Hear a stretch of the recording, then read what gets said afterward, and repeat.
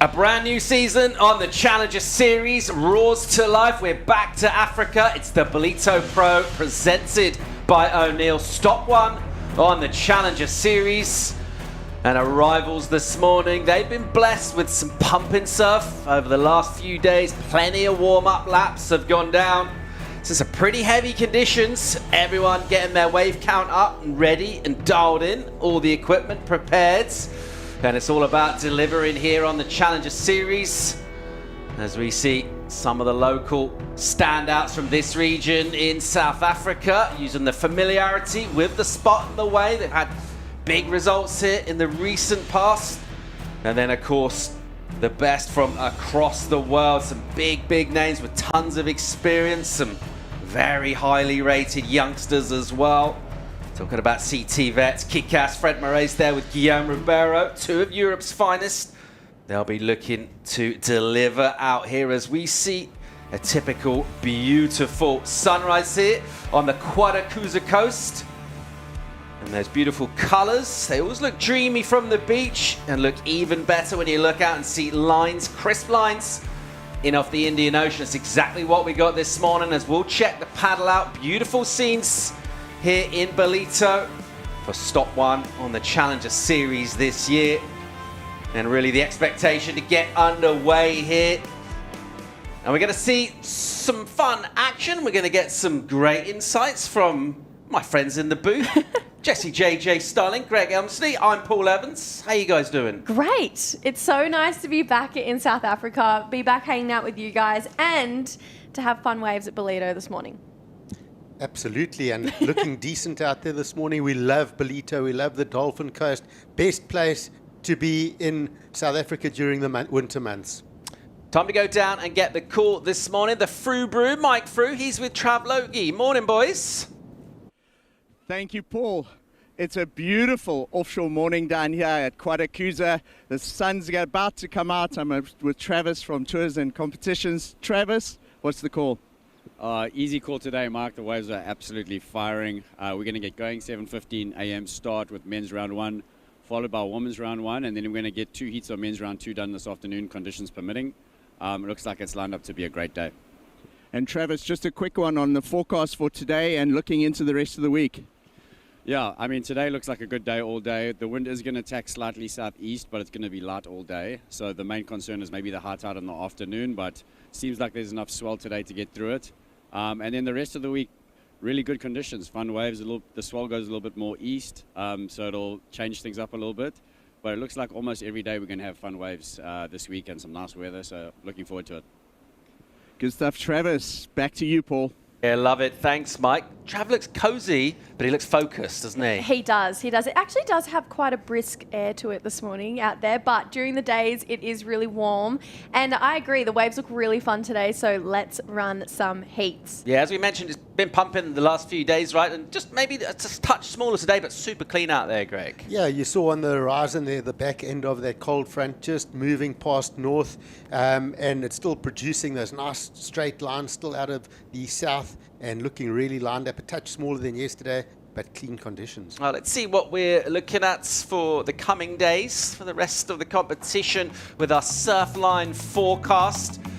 And it's definitely surf season here in Qualification. What are we seeing here, Greg? Yeah, so there's that purple cold front that's passing north past Ballito. So that's what's produced the swell over the last couple of days. We're still seeing those nice straight lines. And as that goes past, it will still send some easterly swells back through the week. It will break it up a little bit, but it will keep some solid surf coming in and lots of opportunities for our surfers. It will produce for the next couple of days. Yeah, and as we can see, 5 to 8 foot faces this morning, dropping a little bit through the afternoon, 4 to 7, but the wind staying really light all day. I mean, anywhere between 5 to 9 knots. And then when we look to the week ahead, the mornings are definitely in our favour. Monday, Tuesday, Wednesday, Thursday, we're seeing all green, nice swell, offshore winds. Just a little bit of havoc with the winds in the afternoon, but we'll just play it by ear. We're going to get a lot of heats done in those mornings, and I think it's going to be really, really nice conditions for all of these surfers. And even with the swell dropping a little bit, it's wrapping that swell into the bank nicer than what we've seen over the last couple of days.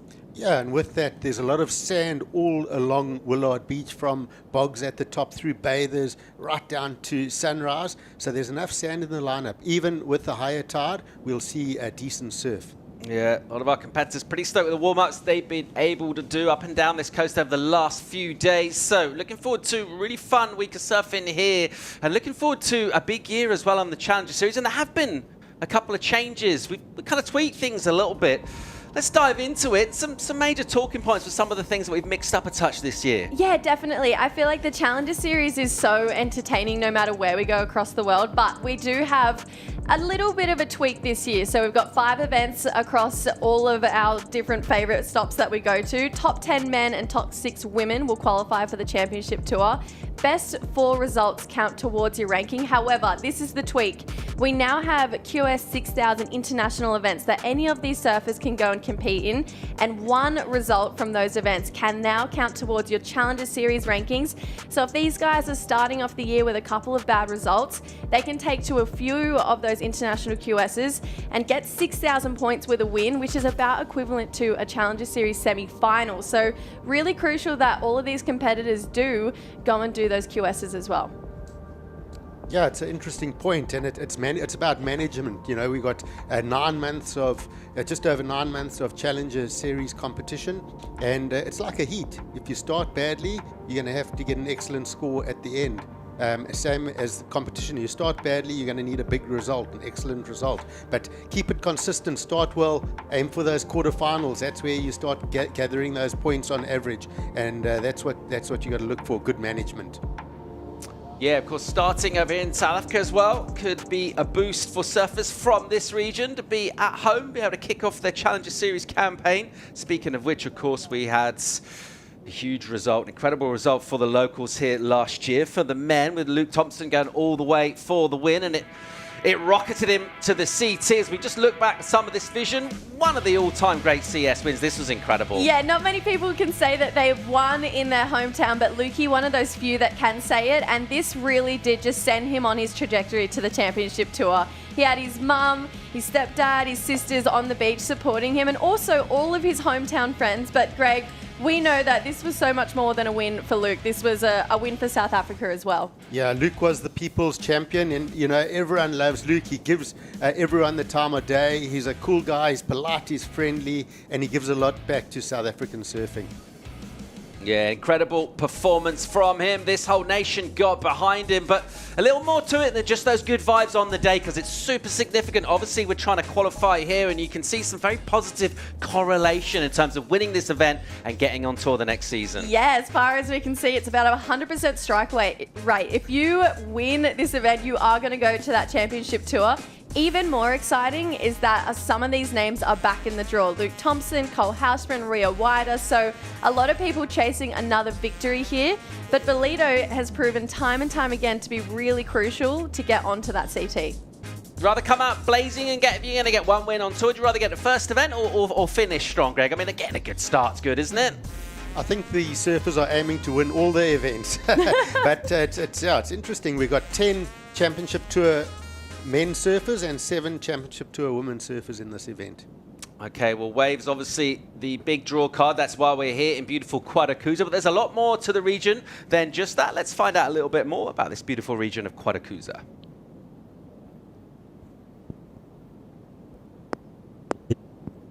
For all seasons. Quadakuza is not just for thrill seekers. It's a family-orientated destination too. Stunning beaches where sun-kissed sands meet crystal clear waters. Our town has a range of child-friendly offerings that will keep the whole family entertained. For a magical wedding, look no further. Quadakuza offers exquisite wedding venues that will create memories to last a lifetime. It also shines as an events tourism destination. World-class events like the Ballito Pro, where top surfers ride the waves, Heritage Day, which is used as a cultural celebration of King Shaka's life every year, and the Ballito Big Week, a celebration of music, food and fun for the whole community. KwaZulu-Natal's a premier conference, strategic planning and team building destination. which is enabled by its close proximity to King Shaka Airport. Nestled amidst the natural beauty of South Africa's east coast, Kwadukuza offers a truly captivating setting for your next corporate event. Kwadukuza, the heartbeat of the North Coast, invites you to explore its beaches, enjoy thrilling adventures, create family memories, celebrate love, and discover its rich heritage. Start planning your unforgettable journey to Kwadukuza today.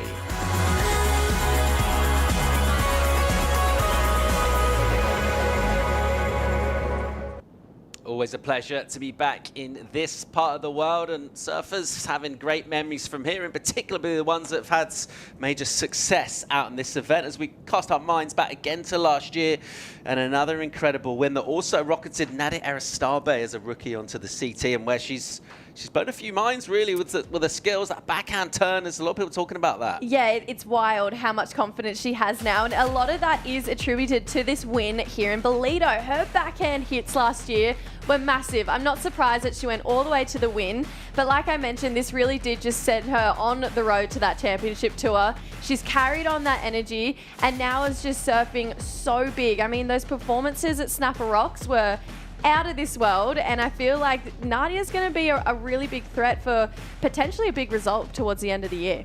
Yeah, absolutely. And, you know, Nadia surfs to her strength. She's got that weapon, that big backhand turn, and I think that's going to see her well for years on the championship tour. She can use that strength for sure. Yeah, but just speaking of CT surfers, a bunch of them in the draw here as well. There's going to be some really, really tough heats for the women. We've got surfers with a bunch of experience and just coming fresh off that kind of elite tour, surfing against the very best. Well, they're going to be backing themselves for a big result here. Yeah, I mean, Sally Fitzgibbons, Isabella Nichols, Bella Kenworthy is here as well. So that CT field now coming back to the Challenger Series is going to make this season 10 times harder than what we saw last year. Obviously, not a lot of CT surfers in this because of the cut.